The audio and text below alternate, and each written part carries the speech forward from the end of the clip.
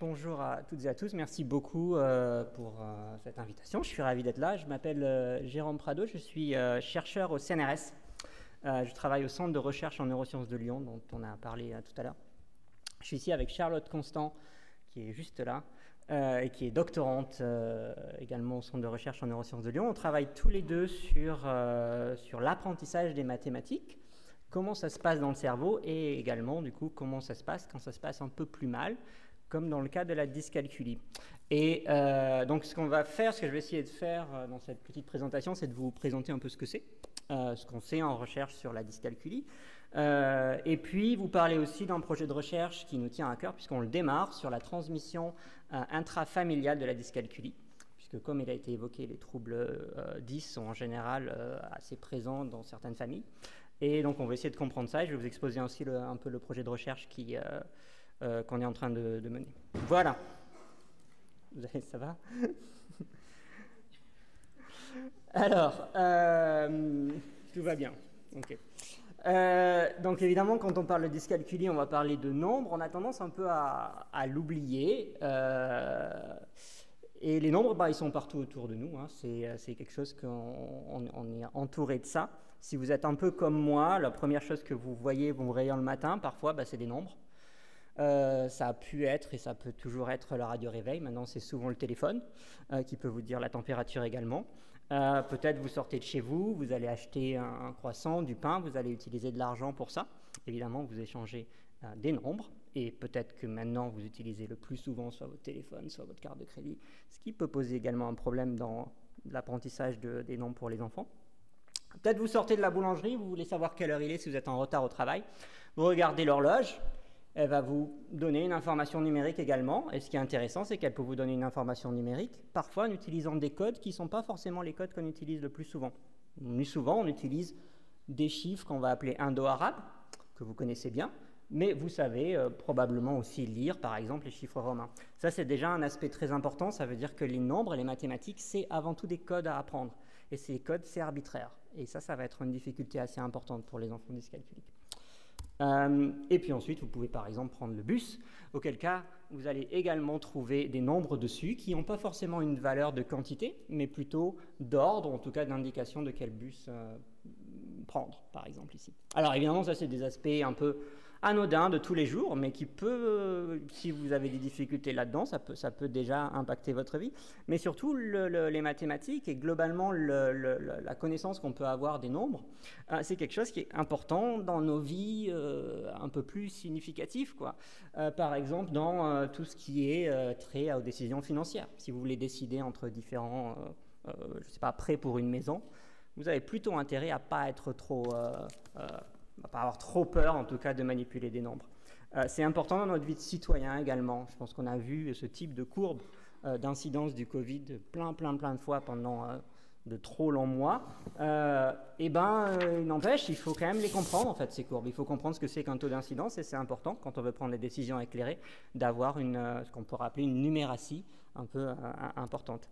Et puis, que vous soyez convaincu ou non par mes exemples, on utilise les nombres et les mathématiques pour sélectionner. C'est quelque chose qu'on fait.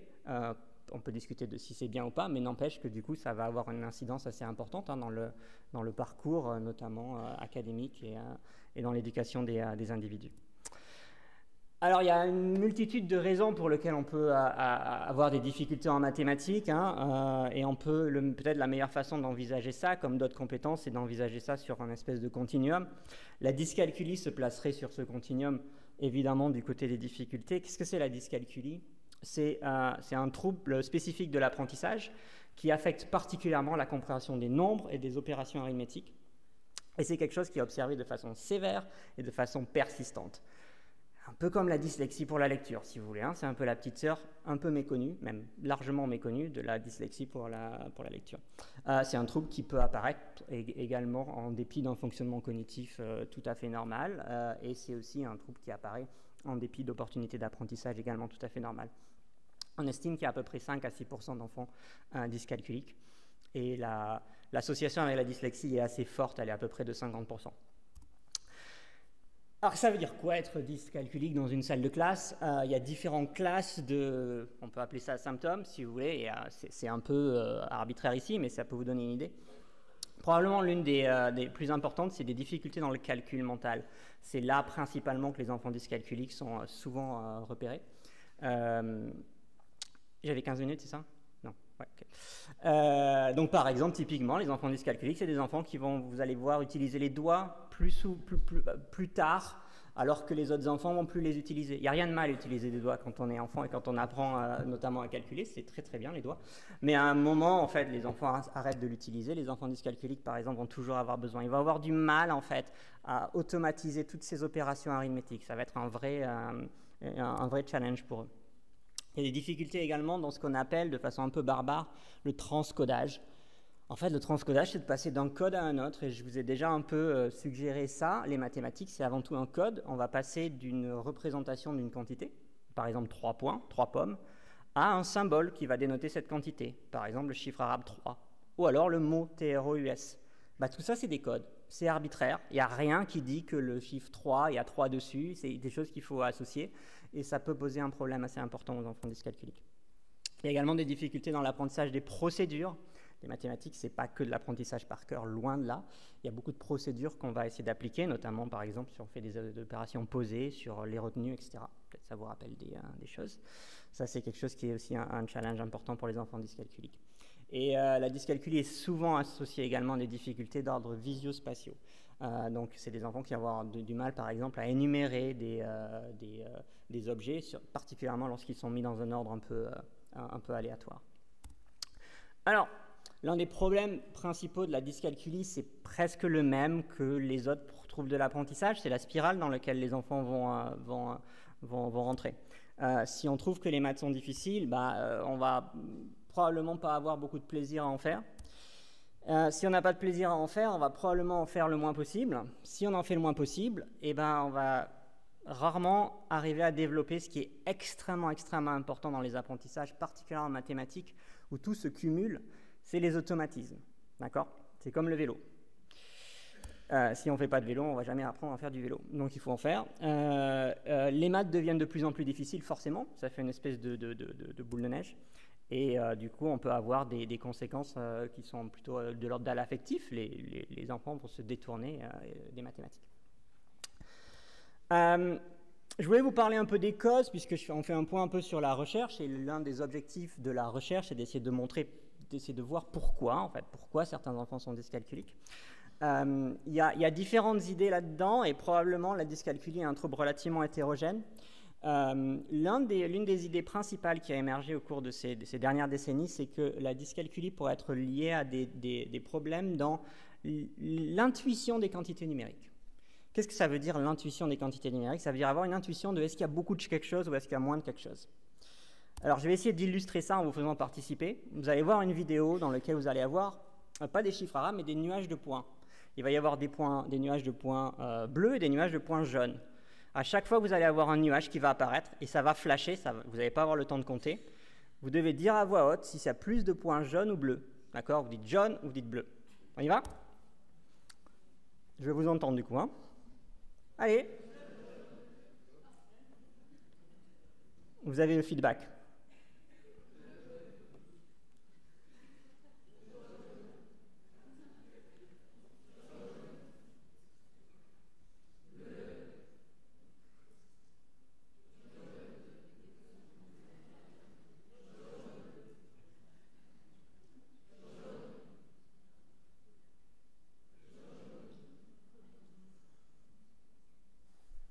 Voilà.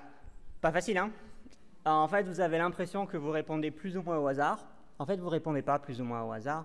Si vous n'êtes pas dyscalculique, en tout cas, vous avez en tout cas, il y a un moment où ça devient plus difficile. Plus les quantités sont rapprochées, plus c'est difficile. D'accord? On va parler d'acuité numérique, presque, ici, en fait, comme une acuité visuelle. Il se trouve que les enfants dyscalculiques, les individus dyscalculiques, ont tendance à avoir besoin d'avoir un écartement entre les quantités de points plus importants. Ils ont un déficit d'acuité numérique, si vous voulez. Donc ça, c'est l'une des hypothèses centrales sur la dyscalculie. Ce serait que ces compétences-là, elles nous sont données par l'évolution, on est avec, et chez les enfants dyscalculiques, il pourrait y avoir des compétences qui sont un peu déficitaires. ce qui va rendre tout l'apprentissage du reste un peu difficile, puisque les compétences symboliques, donc c'est-à-dire associer ces quantités à des chiffres arabes, va se greffer dessus. Il y a d'autres idées aussi que potentiellement certains enfants dyscalculiques pourraient avoir des problèmes, pas forcément sur les quantités numériques qu'on va appeler non symboliques, mais vraiment dans la compréhension des chiffres et dans l'association des chiffres avec ces quantités. Et puis on a également des idées sur parfois des déficits qui sont un peu plus généraux, notamment des déficits de mémoire de travail, qui peut être un peu déficitaire chez les enfants dyscalculiques. La mémoire de travail, c'est quoi? C'est la mémoire qu'on utilise pour rentrer en fait, dans sa tête un certain nombre d'informations et travailler dessus dans un temps très court. Voilà. Tout ça, le message que je veux faire passer ici, c'est que la dyscalculie, c'est probablement un trouble qui est hétérogène, ce qui est important à savoir, notamment pour les orthophonistes, pour les gens qui travaillent sur les enfants dyscalculiques, parce que l'important, c'est déjà d'essayer de voir quel est le trouble à l'origine de la dyscalculie. Je vais essayer de passer maintenant à vous montrer brièvement nos recherches. En fait, on essaie au laboratoire de travailler sur l'apprentissage des mathématiques et de la dyscalculie autour de 3 axes principaux que j'aime bien dessiner comme ça. Donc, on essaie de comprendre en fait ce que c'est et comment ça marche, apprendre les nombres. On essaie de voir si on peut prédire, puisque l'un des problèmes principaux des troubles des apprentissages, c'est qu'on a tendance à se placer un peu trop tard. Parfois, on aurait tendance à vouloir, si on peut les attaquer un peu plus tôt, on a probablement plus de succès et diagnostiquer. Donc, je ne vais pas rentrer en détail, mais on a différentes études qu'on a lancées sur ce type avec ces différents pôles. Donc, par exemple, ici, avec Flora Schwartz, qui était doctorante dans le laboratoire, on s'est intéressé aux capacités de raisonnement des enfants dyscalculiques. Par exemple, si on dit si A est plus grand que B et B est plus grand que C, est-ce que A est plus grand que C? On utilise aussi fréquemment des techniques comme l'imagerie par résonance magnétique fonctionnelle qui nous permet de mesurer l'activité cérébrale et de voir où ça se passe dans le cerveau et quels sont les déficits chez ces individus. Ça, c'est une étude très récente de Tomoya Nakai, qui était postdoctorant dans le laboratoire, qui essayait de regarder quelles étaient les premières étapes dans le cerveau pour associer des quantités numériques à des chiffres. Et l'idée, c'est que si on peut avoir des techniques qui pourraient nous permettre d'avoir une certaine prédiction de risque, par exemple, de développer des difficultés, eh ben on peut se placer un peu en amont. Donc, on est encore plutôt dans la recherche fondamentale, mais c'est un peu ce qu'on fait. Et puis, sur le versant diagnostiqué, par exemple, là, je vous montre juste un test qui a été développé par ma collègue Marilyn Gard, avec moi-même, et Parnika Bhatia, qui était doctorante dans le laboratoire, sur l'apprentissage des fractions, qui est un problème pour tout le monde à peu près, mais encore plus évidemment pour les individus dyscalculiques. Et du coup, on voulait savoir un peu où est-ce qu'ils avaient des problèmes, qu'est-ce qu'ils avaient arrivé à comprendre, etc. Et donc, c'est un test qu'on a développé pour ça. Maintenant, je vais essayer de finir en vous parlant de notre projet actuel qui s'appelle GenMath, pas pour gène, mais pour génération. Et dans ce projet, en fait, on veut essayer de répondre à cette question. On va essayer est-ce qu'il y a des neuromarqueurs dans le cerveau de la transmission de la dyscalculie. On sait que les parents qui sont dyscalculiques ont plus de risques de transmettre la dyscalculie à leurs enfants, la dyscalculie a plus de risques d'apparaître chez des enfants dont les parents sont dyscalculiques que des familles dans lesquelles les parents ne sont pas dyscalculiques. Et donc dans ce projet, ce qu'on veut faire, c'est étudier les familles. C'est inviter au laboratoire à la fois les parents et les enfants et étudier non plus une, mais 2 générations d'individus affectés. Donc, c'est un projet qui est soutenu par l'Agence nationale de la recherche, également par la Fondation pour la recherche médicale qui finance la thèse de Charlotte. Donc, les questions qu'on veut se poser, j'essaie de respecter mon temps, c'est comment la dyscalculie est-elle transmise de parents aux enfants? Et comment on veut faire ça? On veut essayer d'identifier des familles et d'inviter des familles au laboratoire dans lesquelles, par exemple, il y a une dyscalculie, en tout cas une faiblesse au niveau des mathématiques qui est présente chez les parents et chez les enfants, et de comparer, par exemple, ces familles avec des familles dans lesquelles on a la dyscalculie présente chez les parents et pas chez les enfants. Donc, il y a une transmission dans un cas et une absence de transmission dans un autre. On va essayer aussi d'expliquer comment la dyscalculie peut apparaître dans une famille, puisque tout ça, rien de ce que je vous dis n'est déterministe. Tout ça est juste probabiliste. Ce n'est pas parce que vous êtes dyscalculique que vous allez forcément transmettre la dyscalculie. Vous avez juste un risque plus important. Et du coup, la dyscalculie peut aussi apparaître dans des familles dans lesquelles les parents ne sont pas dyscalculiques. Et là, ce qu'on veut faire, c'est de comparer ces familles avec des familles dans lesquelles le parent n'est pas dyscalculique et l'enfant n'est pas dyscalculique. Voilà, vous avez une idée? En gros, on veut recruter tout le monde. Et voilà, donc, et pour ça, en fait, 5 minutes, parfait. Comme Nicole vous le disait, on a besoin de vous, on a besoin de tout le monde, puisqu'on a besoin d'essayer de toucher à toutes ces familles. Globalement, comment ça se passe? Une expérience chez nous, plutôt bien, en général. Donc on utilise une technique qu'on appelle l'imagerie par résonance magnétique fonctionnelle. Si vous êtes allé à l'hôpital pour une fracture de quoi que ce soit, si vous êtes passé dans un IRM, c'est la même machine qu'on utilise. Nous, on a 2 rendez-vous en général. On invite les participants à venir au laboratoire pour passer des différents tests pour essayer de caractériser un peu les forces et les faiblesses. On entraîne les enfants dans une IRM en château gonflable, c'est ce que vous voyez en haut à droite. Et puis ensuite, on a un IRM dans une structure associée au laboratoire qu'on utilise pour la recherche en elle-même. Voilà, on nous a demandé, et je le fais avec plaisir, d'essayer de dire un mot de pourquoi une maison des 10, calculique dans mon cas. Je pense qu'il y a un vrai déficit de sensibilisation de ce que c'est la dyscalculie. D'ailleurs, ça a été oublié dans votre liste tout à l'heure.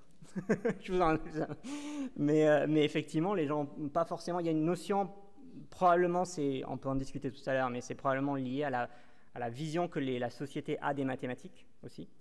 Donc il y a un besoin clair de sensibilisation du public à la dyscalculie et à l'impact des difficultés en mathématiques. Et ça, je pense que c'est commun à d'autres troubles également, un besoin d'innovation aussi, d'éducative et de diagnostic basé sur les besoins des personnes dyscalculiques. Pour ça, évidemment, il faut qu'on puisse les rencontrer. Et puis, il faut qu'on facilite la recherche sur la dyscalculie qui est très largement en retard par rapport à d'autres troubles, dont notamment sa grande sœur, la dyslexie. Et sur ce, je crois que je suis plus ou moins dans les temps. Voilà, donc je vous remercie pour votre attention. Je tiens à remercier également voilà, les enfants, les parents qui participent à nos études, l'équipe, et puis le flashcode vous envoie sur le site du laboratoire si jamais vous voulez participer à nos études. On serait très heureux de vous accueillir au CRNL. Merci beaucoup.